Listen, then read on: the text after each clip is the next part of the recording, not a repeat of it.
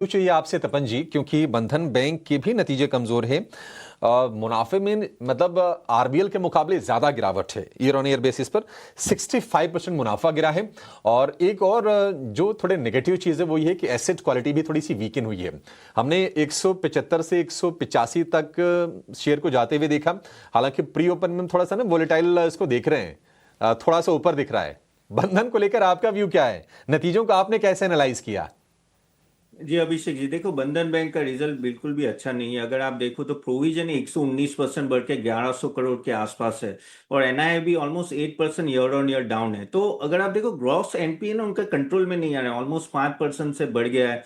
तो प्रॉब्लम ये है कि एसेट क्वालिटी का बहुत इशू बढ़ा है। अब मैनेजमेंट बोल रहे हैं कि वो क्वार्टर 3 में एसेट क्वालिटी नो स्टेबलाइज होगी, और बोल रहे हैं कि क्रेडिट ग्रोथ अभी ऑलमोस्ट डबल डिजिट में रहेगा, अराउंड 13 से 14%। लेकिन वही होता है कि रिजल्ट बाय रिजल्ट इतना अच्छा नहीं आ रहा है, तो कॉन्फिडेंस नहीं आ रहा है इस स्टॉक पे। ऑफकोर्स डिपॉजिट कुछ 16% से बढ़ रहा है, लेकिन प्रॉब्लम यही आता है ना कि जब आपका नेट एनपी और ग्रॉस एनपी इतना हायर लेवल पे रहता है, तो एक थोड़ा अब इंक्रीज होता है तो आपका प्रॉफिटेबिलिटी पूरा हिल जाता है। सो स्लिपेजेस कंट्रोल में नहीं आ रहा है वहां, और वही प्रॉब्लम है। उनको बहुत काम करना पड़ेगा, अपने क्रेडिट ग्रोथ ऑफकोर्स बढ़ाना पड़ेगा। और कासा भी देखिए आप ऑलमोस्ट 27% के आसपास है, which is quite low compare to other banks. So मेरे हिसाब से Bandhan bank is a completely no from my side, क्योंकि इन्होंने क्वार्टर टू क्वार्टर इतना अच्छा रिजल्ट दिए नहीं है। मेरे हिसाब से जब तक ये सब मैट्रिक जो मैंने बोले स्टेबलाइज नहीं होते, I think one should avoid.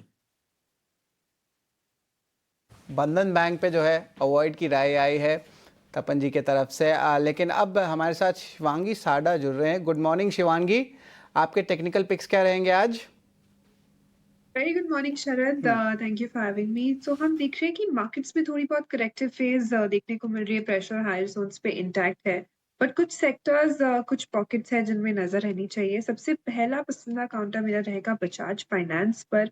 यहाँ पे हमने देखा है कि शॉर्ट कवरिंग मूव देखने को मिल रही है, और जिस तरह से रेजिलेंस दिखाया है इस स्टॉक ने, लगातार वीकली बेसिस पे भी पिछले 10 हफ्तों से एक अपवर्ड स्लोपिंग चैनल को रिस्पेक्ट करते हुए दिख रहा है। और ये जो शॉर्ट कवरिंग मूव जो हम देख रहे हैं वो एग्जैक्टली अपने 50 डेमा से रिट्रेस हुआ है। तो यहाँ पे एक अच्छा सपोर्ट लेके अच्छी यहाँ पे तेजी के लिए तैयारी कर रहा है ये स्टॉक। 980 के टारगेट्स हम नेक्स्ट बजाज फाइनेंस में देख रहे हैं, 925 के एक स्टॉप लॉस के साथ। ये बिल्कुल बजाज फाइनेंस पे जो है खरीदारी की राय है। हरीश, बीएफएसआई स्पेस पे जो है ऑफ कोर्स बहुत डेवलपमेंट्स हमें देखने मिले हैं, लेकिन कंजम्पशन स्पेस से खास करके इटर्नल पे जो है नज़र रहेगी। आज अर्निंग्स आने वाली है, कंपनी अब निफ्टी का भी पार्ट है, नए नए जो इंक्लूजन देखने मिले हैं। आप इटर्नल की चार्ट्स के सेटअप के बारे में बताएं। एक अच्छी जो है छोटी अपमूव जो है 240 से 260 पिछले 1.5 से 2 महीने में एक अपमूव हमने देखी है। हालांकि अब रेंज बाउंड ज़रूर है, पर रेंज थोड़ा ऊपर आ गया है। हरीश, आप किस तरह देख रहे हैं इटर्नल को अहेड ऑफ द रिजल्ट्स? शरद जी, बिल्कुल हमने लास्ट कुछ दिनों से एक रैली देखने मिला था इटरनल में। अभी लग रहा है कि लास्ट 3-4 पिछले हफ्ते में मोटा मोटा बोल सकते हैं कि कल पिछले हफ्ते में एक प्रॉफिट बुकिंग भी देखने मिल रहा है। तो मुझे लग रहा है कि ये जो प्रॉफिट बुकिंग है और थोड़ा एक्सटेंड हो सकता है। जिस तरीके से 20 day moving average short term में ब्रेक डाउन दिया है, मुझे लग रहा है कि और थोड़ा एक्सटेंड हो सकता है, क्योंकि मेजर सपोर्ट जोन देखा जाए तो 200 डे मूविंग एवरेज का 250 के अराउंड है। तो एक क्रूशियल सपोर्ट रहेंगे 250 के अराउंड। तो मुझे लग रहा है कि वहां तक स्टॉक प्राइस नीचे की ओर फिसल सकता है। तो मुझे लग रहा है कि ओवरऑल अगर लॉन्ग टर्म के पर्सपेक्टिव से बात करते हैं, मुझे लग रहा है कि 250 का एक स्ट्रॉन्ग सपोर्ट जोन है। और जब तक इसके ऊपर टिका है, मुझे लग रहा है कि वो higher top higher bottom intact रहेगा। तो मुझे लग रहा है कि बाइंग है तो थोड़ा होल्ड करे, लेकिन नीचे की ओर फिसल सकता है शॉर्ट टर्म में।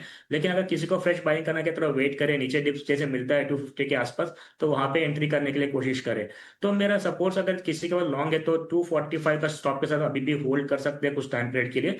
अगर फ्रेश बाइंग के लिए मैं नीचे डिप्स में बाय करने की राय दूंगा। अभी जैसे आपने बताया कि आज बिल्कुल रिजल्ट सेशन भी है, तो हो सकता है कि थोड़ा वोलेटिलिटी भी देखने मिल सकता है। तो थोड़ा वेट एंड वॉच करें, थोड़ा नीचे मिलता है तो बाय करने की कोशिश करें।